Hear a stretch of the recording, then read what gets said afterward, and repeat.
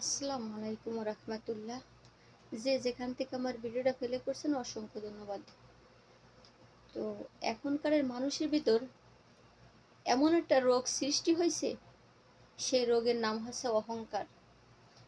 প্রচন্ড অহংকার করে। হ্যাঁ, তো দেখেন আগের মানুষরা কিন্তু অনেক অভাবী ছিল, কিন্তু এত অহংকার তাদের ছিল না।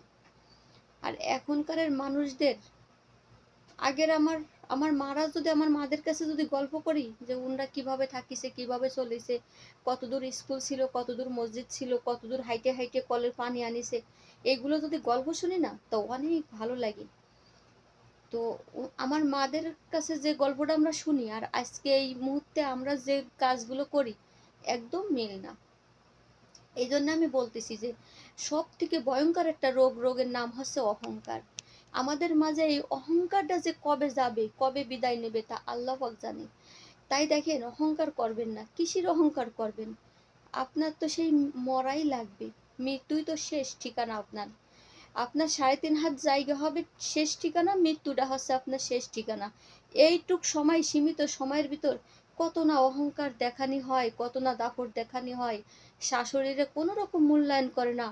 বউরা করে কি, বউর পেটটা ফইরে এদিক যাচ্ছে, ওদিক যাচ্ছে, মার্কেটে যাচ্ছে, বাজারে যাচ্ছে, যেদিক মন চাই সেদিক চলে যাচ্ছে। অথচ শাশুড়ির যে একটা মূল্যায়ন করা লাগবে, বাড়ির যে একটা গার্জিয়ান, তিনি যে একটা বাড়ির মুরব্বী, তিনি যে অন্তত আপনার স্বামীর যে মা, সেটা বলে কখনো মনে করে না। এই দেখেন, আমি এই কথাগুলো বলতেছি কিন্তু দেখা চোখে, যে একটু বলে যাওয়ার দরকার আছে যে তিনি আমার স্বামীর মা, বা এই বাড়ির গার্জিয়ান, বা এই বাড়ির মেম্বার, ফ্যামিলি মেম্বার, বা এই পরিবারের হচ্ছে তিনি বড় মুরব্বী, তার একটু বলে যায়। কিন্তু না, দেখেন, অহংকারের জ্বালায়, ফ্যাডামের জ্বালায়, যে উনার স্বামী ইনকাম করে, উনার গায়ে বল আছে, জোর আছে, স্বামীতে উনার কাছে টাকা দিচ্ছে, যেদিক মন চায় সেদিক যাচ্ছে। অথচ শাশুড়ি বেটি বসে বসে তাকায় তাকায় দেখতেছে। যদিও জিজ্ঞেস করে, বউ তুমি কোন জায়গা যাচ্ছ, আপনি এত কথা বলেন তা, সারাদিন আপনারা বলে যাবো নাকি কোন জায়গা যাচ্ছে, আমার দরকারে আমি যাচ্ছি? না বোন, এইগুলো কইরেন না। এইগুলো একটা অহংকারের ভিতর পড়ে যায়। আপনি আপনার শাশুড়িরে অবশ্যই বলে যাবেন কোথাও গেলি যে মা আমি কোথাও ওইখানে যাচ্ছি, আমার প্রয়োজনে, প্রয়োজন থাকতেই পারে। আপনি ডাক্তারের প্রয়োজন থাকতে পারে, আপনার ছেলে মেয়ে মাদ্রাসায় থাকলে সেখানে যাওয়ার প্রয়োজন থাকতে পারে।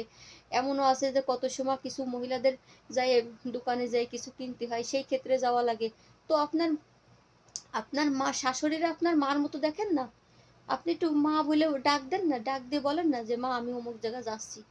তাহলে তো সে বেচারি চিন্তা করে না, তার ছেলের কানেও অন্য কোনো কথা বলে না যে বৌমা আমারে কখনো না বলে এদিক ওদিক চলে যাইস, যার মন চায় তাই, যেদিক মন চায় সেদিক চলে যায়। আপনি যদি ভালো কাজেও যান, তা আপনার শাশুড়ি তো না বলে গেলে এই উল্টোটা বুঝবে। তো এটা কি একটা অহংকারের ভিতর পড়ে না? আমি তো মনে করি এটা বিশাল একটা রোগ, অহংকারের রোগ। যে অহংকারের জ্বালায় আপনি বইলে যাতে পারতেছেন না। আর এই বইলে যাচ্ছেন না দেখে আপনারা ভুল বুঝতেছে যে মাদ্রাসায় যায় না অমুক জায়গা গেছে, সে দোকানে যায় না অমুক জায়গা, সে ডাক্তারের কাছে যায় না অমুক জায়গা যাচ্ছে। এই হচ্ছে আমাদের সংসারে বিচ্ছেদের একটা ভয়ঙ্কর রোগ, অহংকার। আর অহংকারের জন্য কেউ কোনো কিছু বইলে যাওয়া যায় না, বাড়ির থেকে বেরোনো যায় না। আর আজকাল হাতে হাতে ফোন, সবাই সবাই সবাই সন্দেহের ভিতর রাখে সবসময়ের জন্য। যে যত ফোনে সময় দিতে পারে, কথা বলতে পারে, সে মনে হয় তত আপন হয়। ঠিক আছে, এই হচ্ছে দুনিয়া। তো দেখেন, ভাইদেরও বলবো, বোনদেরও বলবো, সবাইদের বলবো যে অহংকার আর এইরকম চিন্তা ভাবনা দূর করে ভালোভাবে চলার চেষ্টা করেন। এই দুনিয়াটা মাত্র সীমিত কয়েকটা দিনের জন্য। তাই ধৈর্য ধরেন, সবর করেন। আর এই দুনিয়ার সুখ শান্তি, অত আশা চিন্তা ভাবনা বন্ধ করেন।